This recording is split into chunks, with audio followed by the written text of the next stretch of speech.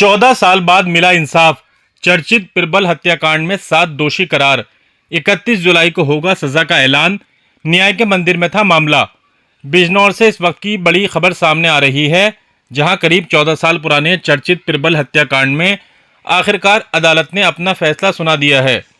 Fast track court द्वितीय के न्यायाधीश शहजाद अली ने 7 अभियुक्तों को दोषी करार दिया है। अब इन दोषियों को कितनी सजा मिलेगी, इसका फैसला 31 जुलाई को सुनाया जाएगा। फैसले के बाद पूरी जजी परिसर में इस मामले की चर्चा तेज हो गई। बताते चले कि बिजनौर के बहुचर्चित पिरबल हत्याकांड में लंबी कानूनी लड़ाई के बाद न्यायालय ने बड़ा फैसला सुनाया है। वर्ष 2012 में हुए इस सनसनीखेज हत्याकांड में फास्ट ट्रैक कोर्ट द्वितीय के न्यायाधीश शहजाद अली ने 7 अभियुक्तों को दोष सिद्ध माना है। दोषी ठहराए गए लोगों में एक चर्चित अधिवक्ता, एक गणमान्य व्यक्ति और उसका पुत्र समेत कुल 7 अभियुक्त शामिल हैं। अदालत ने सभी को दोषी करार देते हुए सजा पर अंतिम आदेश के लिए 31 जुलाई की तारीख तय की है। आज सुबह से ही जजी परिसर में इस बहुचर्चित मामले को लेकर चर्चाओं का माहौल बना रहा। जैसे ही कोर्ट का फैसला आया, पूरे न्यायालय परिसर में लोगों की निगाहें इस ऐतिहासिक निर्णय पर टिक गईं। दरअसल इस मामले ने वर्षों तक जिले की सबसे चर्चित आपराधिक घटना में अपनी जगह बनाई रखी। लगभग 14 वर्षों तक चली न्यायिक प्रक्रिया के बाद अदालत के इस फैसले को पीड़ित पक्ष के लिए बड़ी राहत और न्याय की दिशा में महत्वपूर्ण कदम माना जा रहा है। फैसले के बाद पीड़ित महिला ने अपने अधिवक्ता अहमद जकावत का आभार व्यक्त करते हुए कहा कि उन्हें न्यायपालिका पर पूरा भरोसा था और आखिरकार उन्हें न्याय मिला। उन्होंने कहा कि लंबे संघर्ष और धैर्य के बाद अदालत के इस निर्णय ने उनके विश्वास को और मजबूत किया है। अब पूरे जिले की नजरें 31 जुलाई पर टिकी हैं, जब अदालत दोषी करार दिए गए 7 अभियुक्तों की सजा का ऐलान करेगी। देखना होगा कि इस चर्चित हत्याकांड में दोषियों को अदालत कितनी कड़ी सजा सुनाती है। संवाददाता यासिर शमसी की रिपोर्ट। आप प्रबल, आपका क्या नाम है?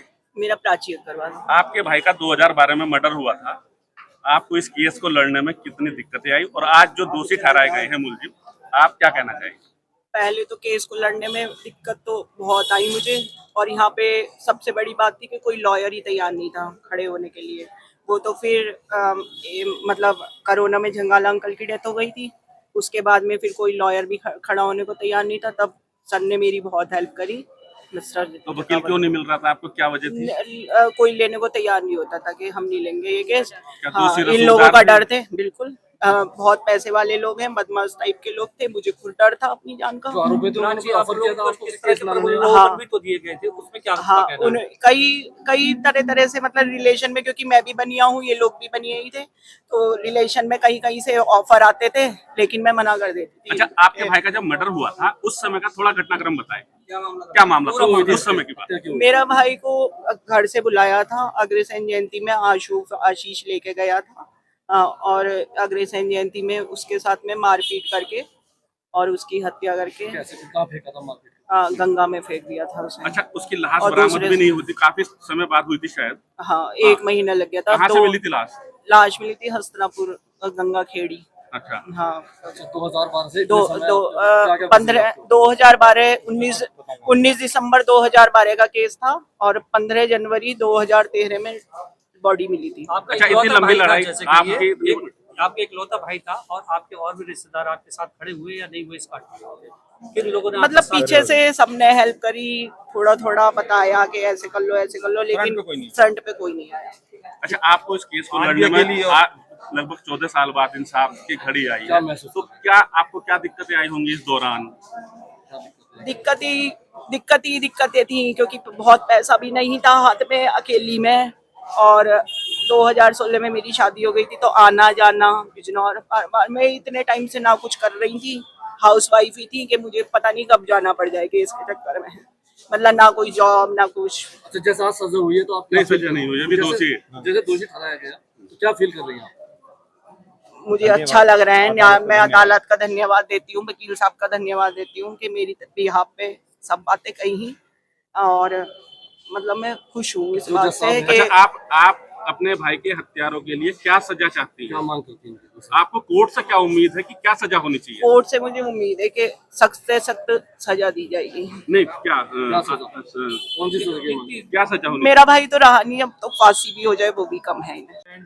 जो भी आया है उसके बारे में बताएं क्या? आज हम बहुत इमोशनल भी हैं और अदालत का धन्यवाद भी कह रहे हैं। अदालत ने बहुत बेहतरीन जस्टिस किया है, क्योंकि ये जो बच्ची खड़ी है बराबर में, इसने इसमें केस में बहुत मेहनत की है। वकील इनके पास करने के लिए सही तरीके से जो है पैसा भी नहीं था, सोर्स भी नहीं थी, वकील होने के लिए तैयार भी नहीं। ये घटना घटी थी 19 दिसंबर 2012 को ये घटना घटी थी। उसके बाद जो है, क्योंकि यहाँ के शहर के बिजनेस टाइकून्स इसके अंदर जो है मुल्जिमान थे, उन्होंने जो है बहुत बढ़िया करके गेम खोला। ये मेरी जिंदगी का मेरे कैरियर का 30 साल के कैरियर का ये पहला केस था जिसके अंदर पुलिस और मुल्जिमान हमसास थे, जिसमें पुलिस ने जो है ना इस केस को इतना कमजोर किया था कि केस अदालत के अंदर चलने लायक नहीं था। लेकिन हमारी मेहनत ने, हमारी मुवक्किला की मेहनत ने और एविडेंसेस ने इस बात को साबित कर दिया, और अदालत की सोच ने इस बात के लिए साबित कर दिया कि हाँ यह घटना घटित हुई थी। वरना पुलिस ने जिस ढंग से जो है उसके अंदर हमसाजी जो है चार्जशीट लगाई थी, वो चार्जशीट इस लायक नहीं थी कि खड़ी भी हो सके। अच्छा, क्या कमी छोड़ दी थी पुलिस ने इस केस में? पुलिस ने इसके अंदर कमियां छोड़ दी थी कि पुलिस ने जिन लोगों के इसके अंदर 82 और 82 जारी की थी, उन तक को मुल्जिमान होने से निकाल दिया गया था, जिसके लिए हम लगातार प्रयासरत रहे। हमने 319 की एप्लीकेशन तक लगाई। पुलिस ने जो है हमारे जो बयान थे, जो पुलिस ने सबसे पहले ये किया कि हमें डराया इस बात के लिए कि आप जो है इसके अंदर जो है सीधी डायरेक्ट जो है मर्डर की या अगवा होने की जो है FIR दर्ज न कराएं। इसमें सिर्फ आप गुमशुदगी की रिपोर्ट दर्ज कराएं, मजबूर किया गया, वरना ये बताया गया कि वरना आपके बच्चों को मार दिया जाएगा। पुलिस ने यहाँ पर जो है हमसास थी, तो पुलिस ने जो है उसमें सिर्फ और सिर्फ ये किया कि इनसे गुमशुदगी की रिपोर्ट लिखवाई। उसके बाद इन्होंने इनसे जो है अपने तौर के ऊपर एक दस्तखत ले लिया, उस पर अपने तौर पे तहरीर लिख दी। इन्वेस्टिगेशन बहुत लचर की गई, लेकिन क्योंकि कड़ियां से कड़ियां जुड़ती चली गई यहाँ से वहां तक, जहां से लाश मिली उस लाश के अंदर से उसका सिम मोबाइल मौजूद था। मोबाइल से एक सिम निकाला गया। सिम निकालने के बाद जिनको लाश हाथ आई थी वो अपनी बहन की तलाश कर रहे थे।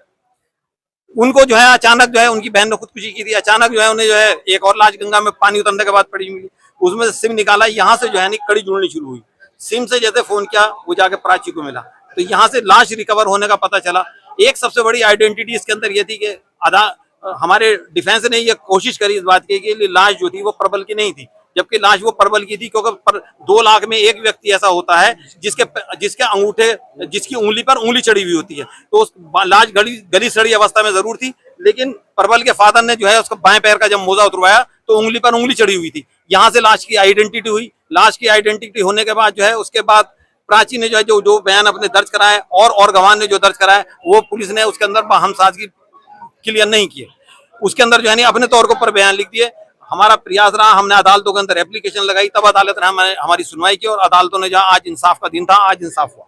क्या हुआ आज जो है अदालत ने उन्हें गिल्ट मान लिया है, और उसके ऊपर सजा पे सुनने के लिए उन्होंने 31 तारीख जो है दी है हमें। टोटल कितने आरोपी हैं? इसमें टोटल 7 आरोपी हैं। आरोपियों के नाम चाहें तो मैं बता दूं, अभी जरा उठाना फाइल कहाँ है। संजय गुप्ता इसमें है, संजय अग्रवाल, संजय गुप्ता। इसमें मेन मुख्य आरोपी जो थे वो संजय गुप्ता है। मेरा मोबाइल दिया मुख्य ये पढ़ो मुख्य आरोपी हैं संजय गुप्ता और विनय अग्रवाल, निखिल गुप्ता, अपूर अग्रवाल, अनुज गुप्ता, आशीष उर्फ आशु और राहुल गुप्ता। अच्छा, किसी को छोड़ा नहीं गया है? किसी को भी? नहीं, अभी तक किसी को नहीं छोड़ा। अगर बात की जाए तो राजनीतिक लोग भी हैं। इसमें बिल्कुल राजनीतिक लोग हैं। इसके अंदर जो उसके रामलीला के जो है मेंबर भी रहे हैं, और कहा जाता है कि अध्यक्ष भी रहे हैं। संजय गुप्ता खुद थे, और सब से भी जो है राजनीति से जुड़े हुए थे। महिला आयोग के सदस्य हैं, उनके पति और बेटा ये बताया जा रहा है। ये मेरी जानकारी नहीं कि किनके। संगीता जैन। अच्छा, जैसे अब दोषी ठहराए गए तो सजा क्या हो सकती है? जो सजा होगी आजीवन कारावास से कम की सजा नहीं होगी, और वैसे तो जो है मेरी मुवक्किला की डिमांड तो फांसी है।